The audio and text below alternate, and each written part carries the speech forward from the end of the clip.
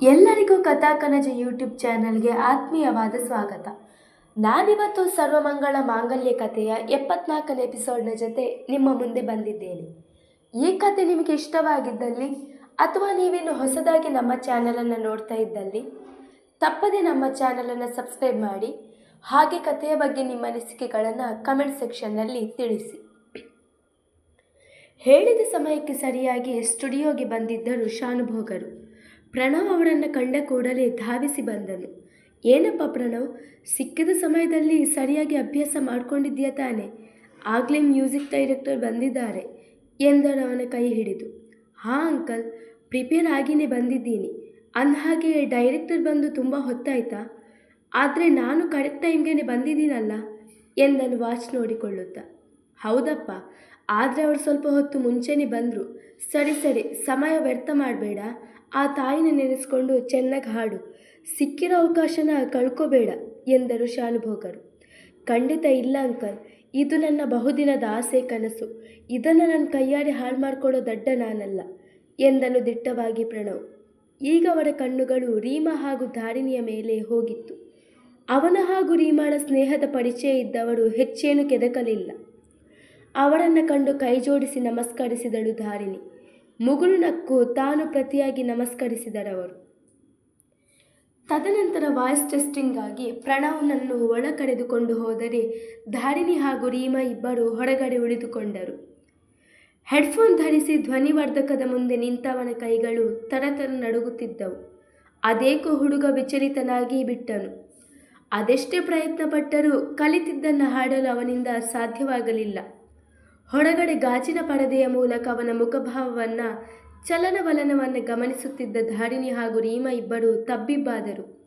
ಧಾರಿಣಿ, ಅವನು ಪ್ಯಾನಿಕ್ ಆಗ್ತಾ ಇದ್ದಾನೆ.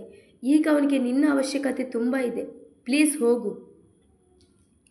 ಅವಳು ಮಾತು ಮುಗಿಸುವ ಮುನ್ನವೇ ಅವನಿದ್ದಲ್ಲಿಗೆ ಬಂದ ಧಾರಿಣಿ, ಪ್ರಣವ್, ಏನು ಮಾಡ್ತಾ ಇದ್ದೀರಾ ನೀವು? ನಿನ್ನ ಪ್ರಾಕ್ಟೀಸ್ ಮಾಡಿದ ಸಾಂಗ್ ಯಾವುದು? ನೀವು ಹಾಡ್ತಾ ಇರೋ ಸಾಂಗ್ ಯಾವುದು? ಒಂದಕ್ಕೊಂದು ಸಂಬಂಧನೇ ಇಲ್ಲ. ಅದು ಸರಿ, ಯಾಕಿಷ್ಟೊಂದು ಶಿವರಾಗ್ತಾ ಇದ್ದೀರಾ? ಕಾನ್ಫಿಡೆಂಟಾಗಿ ಹಾಡಿ ಎಂದವಳೇ ಅವನಿಗೆ ಕುಡಿಯಲು ನೀರು ಕೊಟ್ಟಳು. ತುಸು ಸುಧಾರಿಸಿಕೊಂಡವನು, ಧಾರಿಣಿ, ನನ್ನ ಕೈಲಿ ಆಗ್ತಿಲ್ಲ, ಮನಸ್ಸು ಡೈವರ್ಟ್ ಆಗ್ತಿದೆ, ಐ ಕಾಂಟ್ ಎಂದು ತಲೆ ತಗ್ಗಿಸಿದನು. ಹೀಗೆ ಹೇಳಿದರೆ ಹೇಗೆ ಪ್ರಣವ್? ತಲೆ ಕೆಟ್ಟವರ ಹಾಗೆ ಆಡಬೇಡಿ. ನಿಮ್ಮ ಒಂದು ಕನಸಿಗೋಸ್ಕರ ಮನೆಯವರೆಲ್ಲ ತುದಿಕಾಲಲ್ಲಿ ನಿಂತು ಕಾಯ್ತಾ ಇದ್ದಾರೆ. ಅವರು ಕೊಡ್ತಾ ಇರೋ ಸಾಥ್ಗೆ ನೀವು ಕೊಡೋ ಬೆಲೆ ಇದೇನಾ? ಕೇಳಿದಳು ಗಂಭೀರವಾಗಿ, ಕೋಪದಿಂದ. ನನ್ನ ಕೈಯಿಂದ ಆಗ್ತಿಲ್ಲ ಧಾರಿಣಿ, ಪ್ಲೀಸ್ ಟ್ರೈ ಟು ಅಂಡರ್ಸ್ಟ್ಯಾಂಡ್ ಎಂದವನು ತಲೆಯ ಮೇಲೆ ಕೈ ಹೊತ್ತು ಕೂತನು. ಅಷ್ಟರಲ್ಲಿ ಒಳಬಂದ ಶಾನುಭೋಗರವರು, ಪ್ರಣವ್, ಏನು ಮಾತಾಡ್ತಾ ಇದ್ದೀಯ ನೀನು? ನಿನ್ನ ಆಸೆಗೋಸ್ಕರ, ಕನಸಿಗೋಸ್ಕರ ನಾವು ಇಷ್ಟೊಂದು ಕಷ್ಟಪಡ್ತಾ ಇದ್ದೀವಿ. ಅದು ಅಲ್ಲದೆ ಕಷ್ಟಪಟ್ಟು ಮ್ಯೂಸಿಕ್ ಡೈರೆಕ್ಟರ್ನ ಬೇರೆ ಕರೆಸಿದ್ದೀನಿ. ಈಗ ನೋಡಿದರೆ ಹಾಡಲ್ಲ ಅಂತೀಯಲ್ಲ ಕೇಳಿದಳು ಆತಂಕದಿಂದ.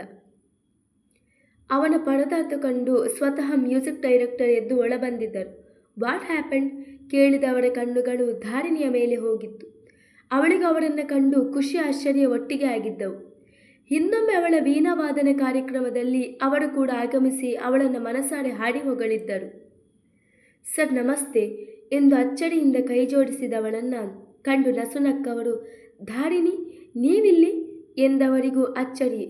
Sir, he is my husband Pranav ಎಂದು ಪ್ರಣವ್ನ ಪರಿಚಯ ಮಾಡಿಕೊಟ್ಟಳು. ಆತ್ಮೀಯತೆಯಿಂದ ಅವನ ಕೈ ಕುಲುಕಿದವರಿಗೆ ಎಲ್ಲವೂ ಅರ್ಥವಾಗಿತ್ತು.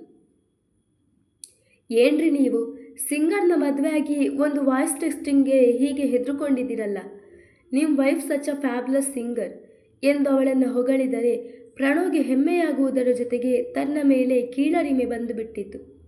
ಅದನ್ನು ಅರ್ಥ ಮಾಡಿಕೊಂಡವಳು, ಸರ್, ಅವಳು ಕೂಡ ತುಂಬ ಒಳ್ಳೆ ಸಿಂಗರ್, ಬಟ್ ಇವತ್ತು ಯಾಕೋ ನರ್ವಸ್ ಆಗ್ತಾ ಇದ್ದಾರೆ.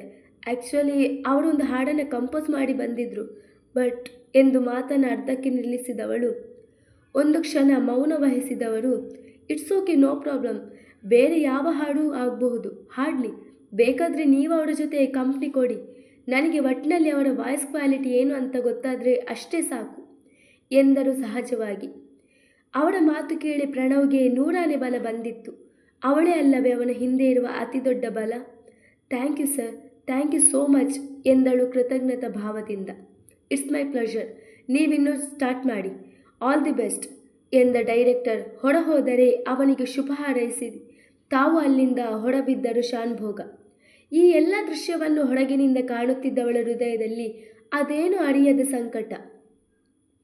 ಪ್ರಣವ್, ಗಾಬರಿ ಆಗಬೇಡಿ, ಟೆನ್ಷನ್ ಮಾಡ್ಕೋಬೇಡಿ, ಕೂಲಾಗಿ ಹಾಡಿ ಎಂದು ಅವಳು ಹೇಳಿದರೆ, ನನ್ನ ಪಕ್ಕ ಮಹಾನ್ ಸಂಗೀತಗಾರ್ತಿ ಕೂತಿರ್ಬೇಕಾದ್ರೆ ನಾನು ಯಾಕೆ ಪ್ಯಾನಿಕ್ ಆಗಲಿ ಎಂದು ನಸುನಕ್ಕವನು ಮತ್ತೆ ಹುಮ್ಮಸ್ಸಿನಿಂದ ಹೆಡ್ಫೋನ್ ಧರಿಸಿದರೆ ತಾನು ನಸುನಕ್ಕು ಹೆಡ್ಫೋನ್ ಧರಿಸಿಕೊಂಡಳು ಧಾರಿಣಿ. ಪಲ್ಲವಿ ತಾನೇ ಹಾಡಿನ ಪ್ರಾಣ, ನೀ ನನ್ನ ಪಲ್ಲವಿ, ನಿನ್ನಿಂದ ಈ ಪಲ್ಲವಿ, ನಿನಗಾಗಿ ಹಾಡುವೆ, ನಲಿದಾಡು ಹಾಡುವೆ ಎಂದು ಅವರಿಬ್ಬರು ಸುಶ್ರಾವ್ಯವಾಗಿ ಭಾವ ತುಂಬಿ ಹಾಡಿಗೆ ಪೂರ್ಣ ವಿರಾಮ ಹಾಕಿದರೆ ಚಪ್ಪಾಳೆಯ ಸುರಿಮಳೆಯಾಗಿದ್ದವು. ಗಂಡ ಹೆಂಡತಿ ಇಬ್ಬರು ತುಂಬ ಚೆನ್ನಾಗಿ ಹಾಡಿದ್ರಿ, ಬಹುಶಃ ನಿಮ್ಮನ್ನು ಜೋಡಿ ಮಾಡಿರೋದು ಸಂಗೀತನೇ ಅನಿಸುತ್ತೆ ಎಂದು ಖುಷಿಯಿಂದ ಹೇಳಿದ ಡೈರೆಕ್ಟರ್ನ ಮಾತು ಕೇಳಿ ಇಬ್ಬರಿಗೂ ಬಹು ಆನಂದವಾಗಿತ್ತು. Pranav, you have a wonderful voice. ನಿಮ್ಮ ಹೆಂಡತಿ ಹಾಗೆಯೇ ನಿಮಗೂ ಸಂಗೀತ ಕ್ಷೇತ್ರದಲ್ಲಿ ತುಂಬ ಒಳ್ಳೆಯ ಭವಿಷ್ಯ ಇದೆ. ಶಾನುಭೋಗರವರ ಮಾತು ಸುಳ್ಳಾಗಲಿಲ್ಲ ಎಂದು ಮೆಚ್ಚುಗೆ ವ್ಯಕ್ತಪಡಿಸಿದವರು, ನಿಮ್ಮ ಧ್ವನಿ ನನಗೆ ತುಂಬ ಹಿಡಿಸ್ತು. ಆದಷ್ಟು ಬೇಗ ನಿಮಗೊಂದು ಗುಡ್ ನ್ಯೂಸ್ ಕೊಡ್ತೀನಿ. All the best for your musical journey ಎಂದವನ ಬೆನ್ನು ತಟ್ಟಿ ಶ್ಲಾಘಿಸಿದವರು ಅಲ್ಲಿಂದ ಸರಿದು ಹೋದರೆ ಅವನನ್ನು ಬಿಗಿಯಾಗಿ ಅಪ್ಪಿಕೊಂಡ ಶಾನುಭೋಗರವರು, ಕೊನೆಗೂ ನನ್ನ ಹೆಸರನ್ನು ಉಳಿಸಿಬಿಟ್ಟಿಯಲ್ಲಪ್ಪ, ಒಳ್ಳೆ ದಿನಗಳು ನಿನ್ನನ್ನು ಹುಡುಕೊಂಡು ಬರುತ್ತೆ, ಒಳ್ಳೆಯದಾಗಲಿ ಎಂದರು ಕಣ್ತುಂಬಿಸಿಕೊಂಡು. ಅವಳಲ್ಲಿಂದ ಹೋದ ನಂತರ ತನ್ನ ಪಕ್ಕ ನಿಂತಿದ್ದವಳನ್ನು ಬಿಗಿಯಾಗಿ ಅಪ್ಪಿಕೊಂಡವನು, thanks Dharini, thank you so much ಎಂದು ಭಾವುಕನಾಗಿ ನುಡಿದರೆ, ಹೆಂಡತಿಯಾಗಿ ಗಂಡನ ಕನಸಿಗೆ ರೆಕ್ಕೆ ಕಟ್ಟೋದು ನನ್ನ ಕರ್ತವ್ಯ ಪ್ರಣವ್ ಎಂದಳು ನಸುನಕ್ಕು. ಅವಳ ಹಣೆಗೊಂದು ಬೆಚ್ಚನೆಯ ಮುತ್ತಿಟ್ಟವನು ಅವಳನ್ನು ಕರೆದುಕೊಂಡು ಅಲ್ಲಿಂದ ಹೊರಬಂದರೆ ಆ ದೃಶ್ಯವನ್ನು ಕಣ್ಣಾರೆ ಕಂಡ ರೀಮಾಳ ಕಣ್ಣಂಚು ಒದ್ದೆಯಾಗಿತ್ತು. ಆದರೆ ಅದನ್ನು ತೋರ್ಪಡಿಸಿಕೊಳ್ಳುವ ಹಾಗಿಲ್ಲವಲ್ಲ. ಅವರಿಗೆ ಕಾಣದಂತೆ ಕಣ್ಣೊಡಿಸಿಕೊಂಡವಳು, ಕಂಗ್ರಾಟ್ಸ್ ಎಂದು ನಗುತ್ತಾ ಅವನ ಕೈ ಕುಲುಕಿದರೆ ಥ್ಯಾಂಕ್ಸ್ ಎಂದಷ್ಟೇ ಉಸುರಿ ಮುಂದೆ ಹೆಜ್ಜೆ ಇಟ್ಟನು ಪ್ರಣವ್. ಅವನನ್ನು ಹಿಂಬಾಲಿಸಿಕೊಂಡು ಧಾರಿಣಿ ಹೊರಟರೆ ಅವಳ ಮುಖ ಬಿಳಿಚಿಕೊಂಡಿತು. ವಿಷಯ ತಿಳಿಯುತ್ತಲೇ ವಿಶೇಷವಾಗಿ ಸಿಹಿ ಮಾಡಿ ಮನೆ ಮಂದಿಯೆಲ್ಲ ಸಂಭ್ರಮಿಸಿದ್ದರು. ಮೇಘ ಹಾಗೂ ಶ್ಯಾಮ್ರವರಿಗೆ ಆದ ಸಂತೋಷ ಅಷ್ಟಿಷ್ಟಲ್ಲ, ಮನತುಂಬಿ ಅವನನ್ನು ಶ್ಲಾಘಿಸಿದರು. ಅಂದು ಪೂರ್ತಿ ಮನೆಯವರ ಮೆಚ್ಚುಗೆಯ ಮಹಾಪೂರವನ್ನು ಸ್ವೀಕರಿಸುವ ಕೆಲಸವೇ ಗಂಡ ಹೆಂಡತಿಯರ ಪಾಲಿಗೆ. ಇನ್ನೂ ಒಂದು ಮ್ಯೂಸಿಕ್ ಕ್ಲಾಸ್ ಸ್ಟಾರ್ಟ್ ಮಾಡೋದು ಒಳ್ಳೆಯದು ಬಾವ. ಭ್ರಮ ನಕ್ಕು ಹೇಳಿದರೆ, ಹೌದಾ ಅನ್ನ, ತಬಲ ಬಾರಿಸು, ಅದಕ್ಕೆ ವೀಣೆ ನುಡಿಸ್ತಾಳೆ ಎಂದನು ಮುಸಿ ಮುಸಿ ನಕ್ಕು ಪಾರ್ಥ.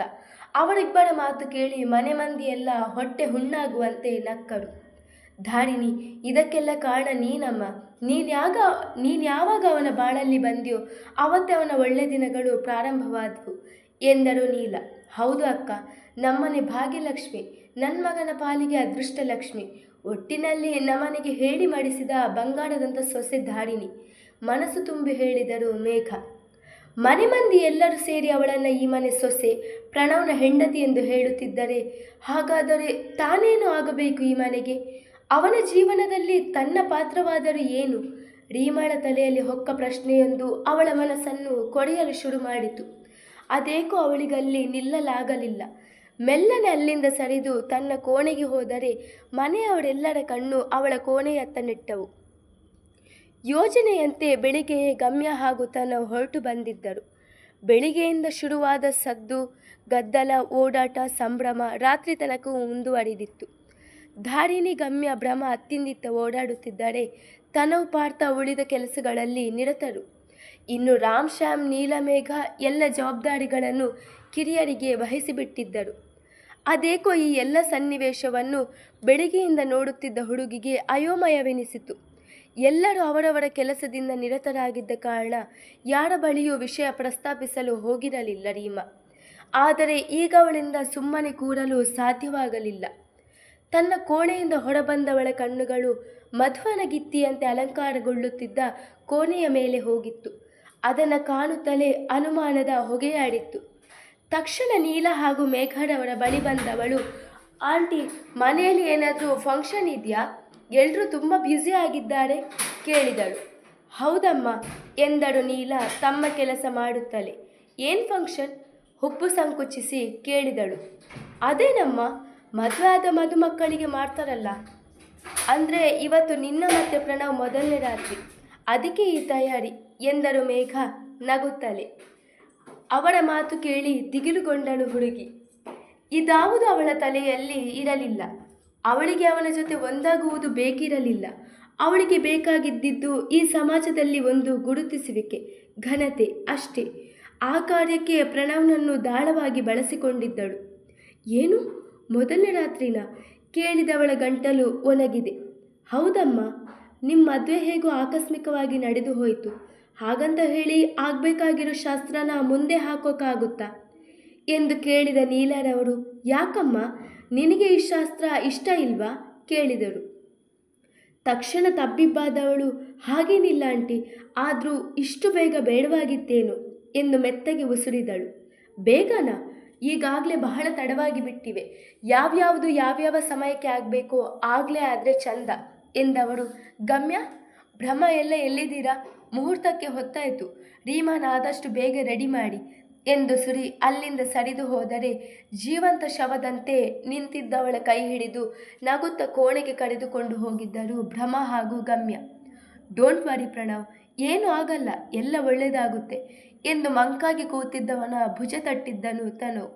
ಹೌದು ಬ್ರೋ, ಅದಕ್ಕೆ ಹೇಳಿಲ್ವಾ, ರೀಮಾನಿಗೆ ನಾವು ಅವಳ ದಾರಿಲಿ ಹೋಗಿ ಅರ್ಥ ಮಾಡಿಸ್ಬೇಕೇ ವಿನಃ ನಮ್ಮ ದಾರಿಲಿ ಅರ್ಥ ಮಾಡಿಸೋಕೆ ಹೋದರೆ ಕೆಲಸ ಕೆಡುತ್ತೆ ಅಂತ. Don't worry, everything will be fine ಎಂದು ಅಣ್ಣನಿಗೆ ಧೈರ್ಯ ತುಂಬಿದನು ಪಾರ್ಥ. ಅಷ್ಟರಲ್ಲಿ ಧಾರಿನ ಅಲ್ಲಿಗೆ ಬಂದಿದ್ದಳು.